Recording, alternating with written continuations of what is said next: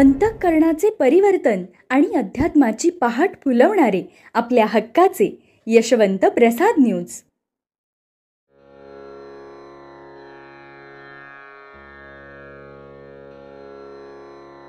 पुंडलिक वरदा हरी विठ्ठल श्री ज्ञानदेव तुकाराम पंढरीनाथ भगवान की जय. परमहंस सद्गुरु श्री यशवंत बाबा महाराज की जय. पार्वती पते हर हर हर महादेव हर. सज्जन हो, आज 6 सप्टेंबर.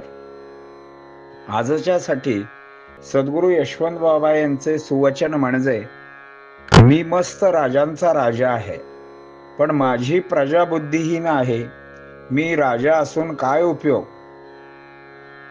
शाळा सुरू होती. शाळेमध्ये शाळा तपासणीस आले होते. त्याने मुलांना साधा प्रश्न केला, मुलांना सांगा, शिवधनुष्य कोणी मोडले. अर्थात तो पाठ त्या विद्यार्थ्यांना त्याच वर्गात होता. मुले एकमेकाकडे पाहायला लागली, एकमेकांना विचारू लागली, तू मोडलेस का रे, तू मोडला आहेस का. उत्तर देणारा नाही म्हणायचा. शेवटी एक चुणचुणीत मुलाने उत्तर दिले, साहेब, आमच्या वर्गातील कोणत्याच मुलाने शिवधनुष्य मोडले नाही. त्या तपासनिसांनी व गुरुजींनी कपाळावर हात मारून घेतला. गुरुजी मनात विचार करत होते, अरे मी प्रत्येक पाठ या विद्यार्थ्यांना किती काळजीपूर्वक मन लावून शिकवितो. काही शंका असेल तर विचारा म्हणतो, समजले नसेल तर 2दा विचारा किंवा कित्येक वेळा विचारा असे सांगतो. असे असताना व या वर्गातील मुलांना याच वर्गातला प्रश्न असताना विद्यार्थ्यांनी भलते उत्तर द्यावे, यासारखे माझे दुर्दैव ते काय. तशीच अवस्था ओम परमहंस सद्गुरु श्री यशवंत बाबा महाराज यांची झालेली आहे. मी यांना कितीदा सांगावे, त्याच गोष्टी सांगून कंटाळा आला. बरे, मी सांगणार काय. चांगले वागा, परस्त्रीला माते समान माना, परधनावर नजर ठेवू नका, सतत नामात आणि कामात राहा. वाईट काय सांगतो आहे. मात्र अमुक एक गोष्ट करू नका म्हटले तरी तेवढीच गोष्ट त्यांच्याकडून केली जाते. यांचे वागणे पाहून, यांचे अज्ञान पाहून बुडते हे जन न देखवे डोळा, म्हणून मला कळवळा येतो. पण हे सुधारणार कधी, की यांचे आयुष्य व माझे आयुष्य असेच निघून जाणार. शेवटी नाईलाजाने म्हणतात, आम्ही सांगण्याचे कार्य करणार. तुम्हाला जर ऐकायचे असेल तर ऐका, नाहीतर तुमची आई कशी घालायची असेल तशी घाला. आम्ही सांगणार, हा रस्ता देवाला जातो, हा रस्ता गावाला जातो. कोणत्या रस्त्याने जायचे ते तुम्हीच ठरवायचे आहे. तरी ह्या 1000 वेळेला घाणीतून वर उचलून घेतच असतात, पण आपण मात्र पुन्हा त्या घाणीतच शिरत असतो. पुन्हा श्री महाराज या भक्तांना उचलतात आणि पुन्हा ते घाणीतच शिरतात. अशाच वाक्यांवरती निरूपण ऐकण्यासाठी यशवंत प्रसाद चॅनेलला सबस्क्राईब करा, लाईक करा, शेअर्स करा व कमेंट करा, म्हणजे आपल्याला वेळेत प्रवचने पोहोचतील. त्यांना जर शेणच खायचे वाटत असेल तर खाऊ द्या. रडून सांगतोय असे करू नका. मात्र तुम्ही तीच गोष्ट करता, तुमच्या पुढे कपाळ मोक्ष केला तरी तुम्हाला कळणार नसेल तर मी काय म्हणणार. राजा खूप मोठा आहे, चांगला आहे, ज्ञानी आहे, पण प्रजा बुद्धिहीन असल्यावर राजा काय करणार, कसे राज्य करणार.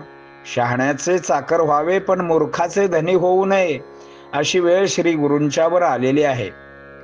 आणि मग उद्विग्नतेने श्री महाराज म्हणतात, मी राजा असून माझा काय उपयोग. शाळेची इमारत चांगली आहे, मुख्याध्यापक चांगले आहेत, शिक्षक तर त्याहून चांगले आहेत, मात्र मुले व्यसनी आहेत. तंबाखू, गुटखा, मावा, दारू याचे भक्षण करणारी मुले असतील, एवढी पुढची मुले असतील, एवढी ज्ञानी मुले असतील, तर गुरुजींचे ज्ञान तिथे काय करणार. शेतकरी चांगला आहे, मनापासून कष्ट करतो, उगवते सुद्धा चांगले, आणि अचानक पिकावर रोग पडतो. अळीच्या प्रादुर्भावामुळे सारे पीक नष्ट होते. शेतकऱ्याला रडण्याशिवाय पर्याय नाही, शिक्षकांना रडण्याशिवाय पर्याय नाही. 125 धावा करायच्या होत्या. कर्णधार आणि उपकर्णधार यांनी 90 धावा केल्या व ते बाद झाले. व राहिलेले 8 खेळाडू 10 धावात बाद झाले तर त्या कर्णधारापुढे डोके आपटण्याशिवाय पर्याय राहत नाही, अशी गुरूंची अवस्था झालेली आहे. म्हणून श्री गुरु महाराज म्हणतात, तुमचे वागणे बघून आम्हाला नको नको जन्म झालेला आहे.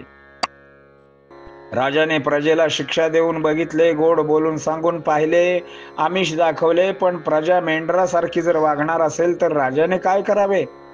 डोके आपटून प्राण द्यावा एवढेच त्याच्याकडे राहते.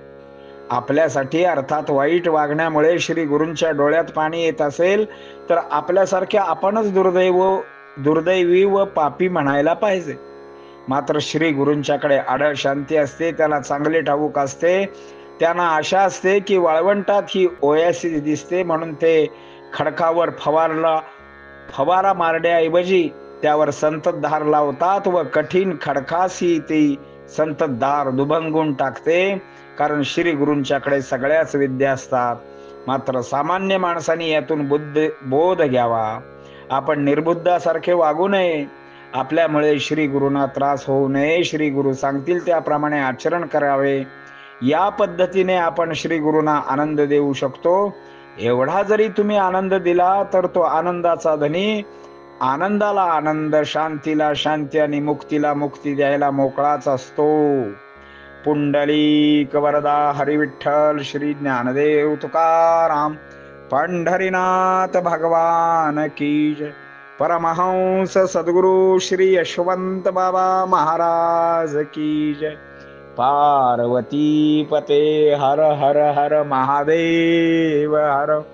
यशवंत हो, जयवंत हो, यशवंत हो, जयवंत हो, यशवंत हो, जयवंत हो.